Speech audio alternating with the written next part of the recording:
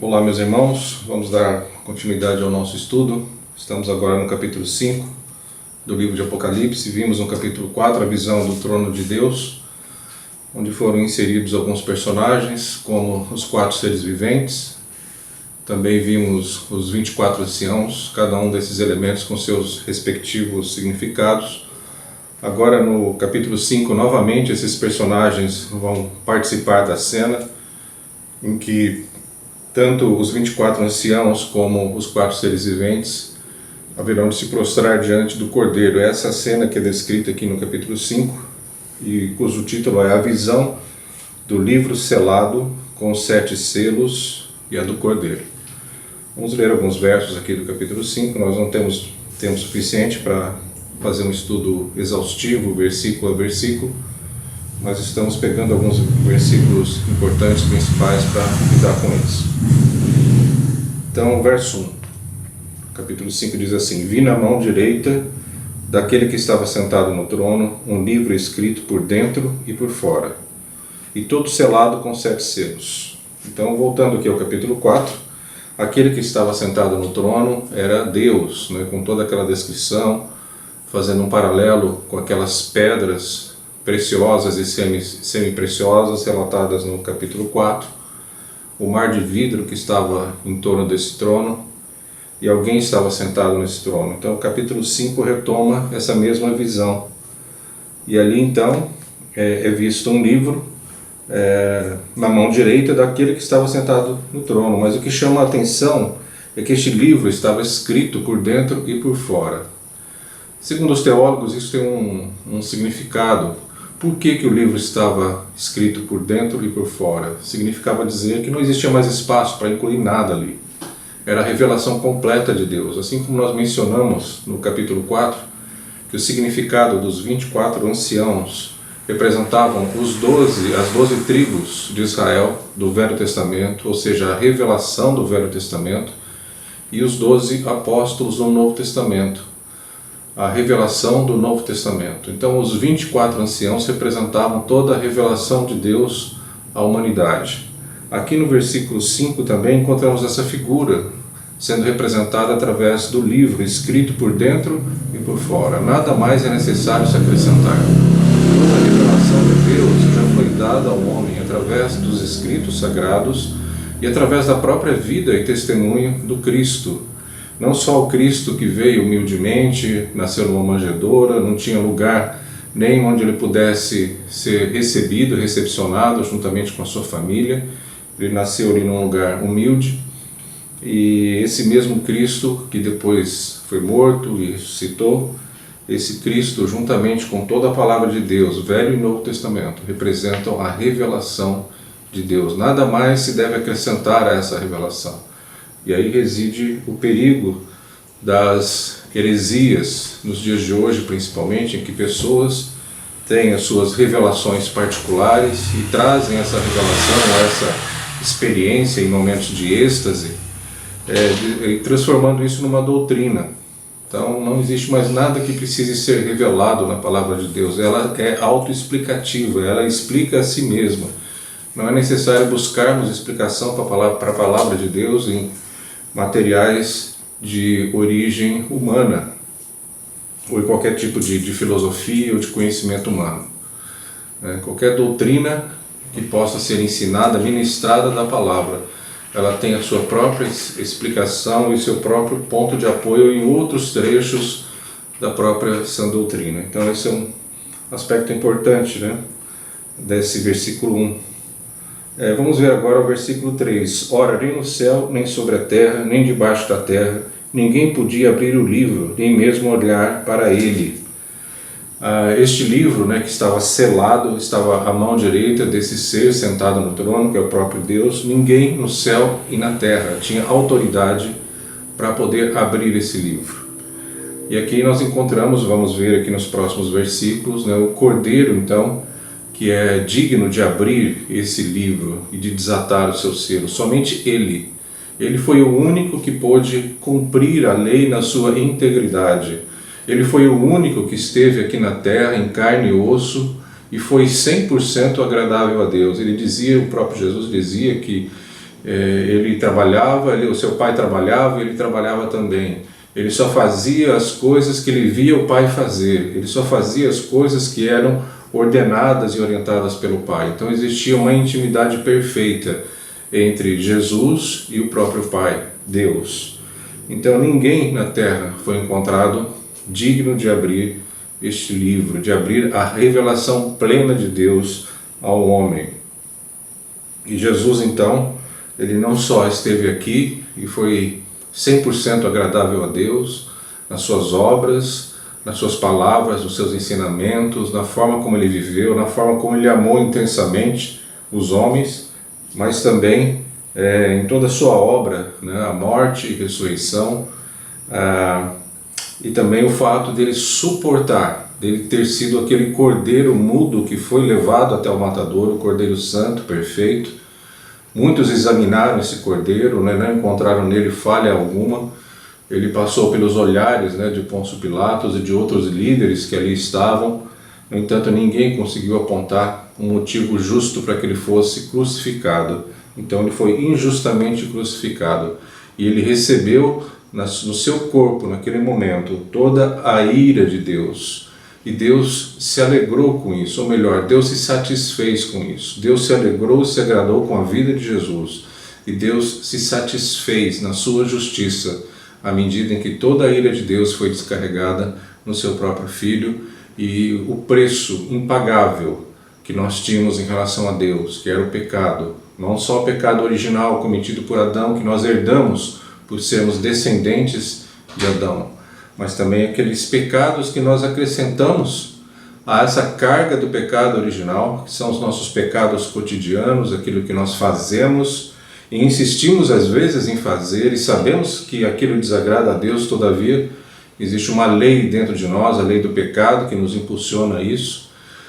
Então todos esses pecados, eles foram expiados ali na cruz. Então a ira de Deus, que deveria cair sobre mim, sobre você, sobre toda a humanidade, caiu sobre Jesus, o Filho perfeito, que foi injustiçado naquela cruz, e ali Deus se satisfez com esse sacrifício.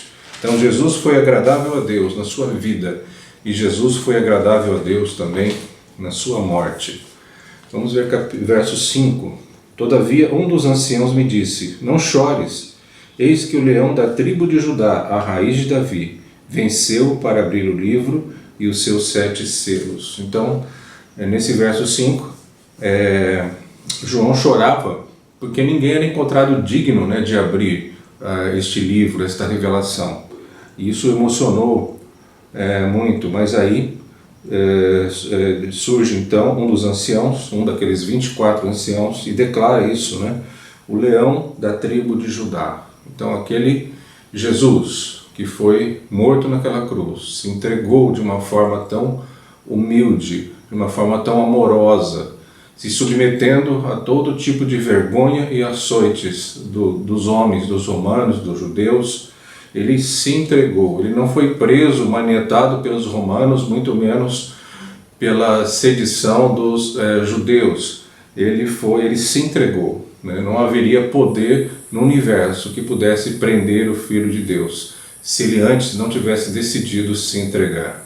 No momento em que Jesus foi preso ali no Getsemane, e Pedro sacou da sua espada e cortou a orelha do soldado romano, Jesus imediatamente o repreendeu e disse: se eu quisesse, Deus enviaria legiões de anjos nesse momento.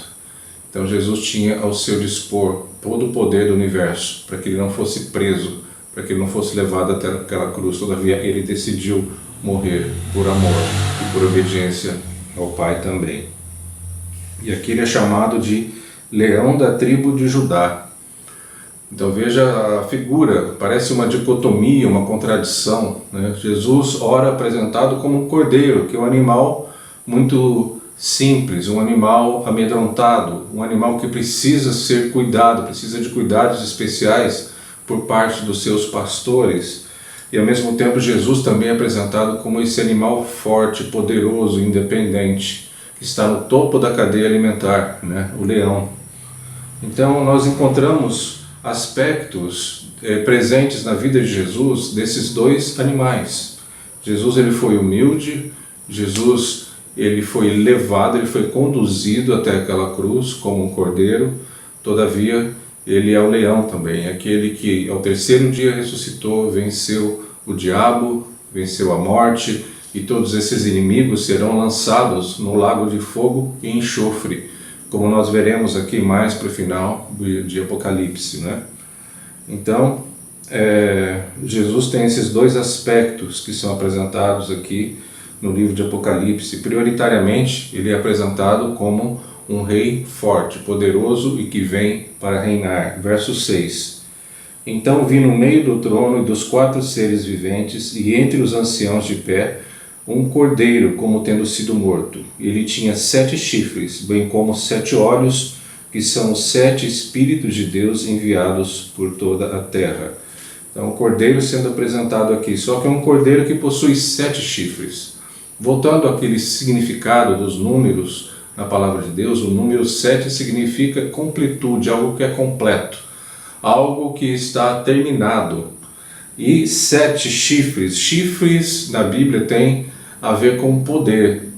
Então esse cordeiro ele possuía 7 chifres, então não era um cordeiro qualquer, não era um cordeiro corriqueiro, era um cordeiro poderoso, e ele venceu através da sua humilhação, mas ele venceu também através do seu poder, porque ele foi dado o poder da parte de Deus, para que ele ao terceiro dia ressuscitasse, e ele pudesse então caminhar ainda por um tempo no nosso meio, não mais agora como aquele cordeiro que foi levado mudo para o matadouro, mas como um homem ressurreto, com um corpo glorificado, que estava preparado para ascender aos céus e a se assentar à destra de Deus por toda a eternidade. Então é esse Cristo que nos é apresentado aqui em Apocalipse, né?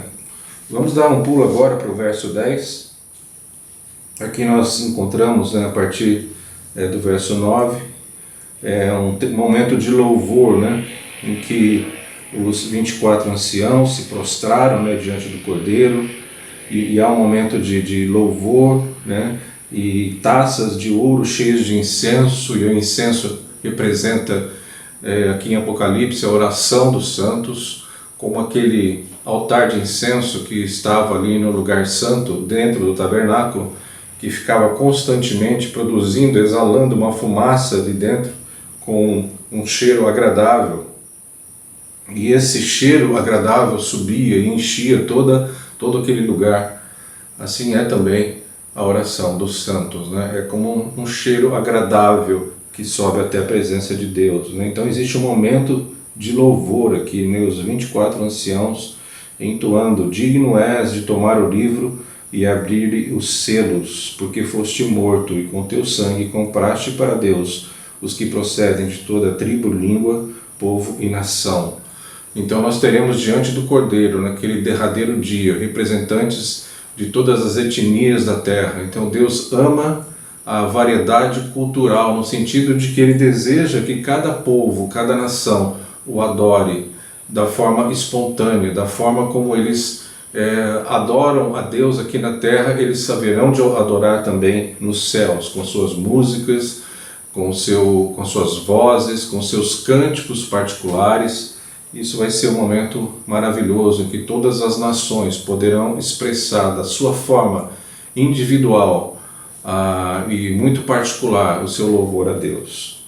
E no verso 10, e para o nosso Deus os constituíste reino e sacerdotes, e reinarão sobre a terra, se referindo aqui a essas pessoas que foram compradas pelo sangue do Cordeiro, ou seja, todos nós.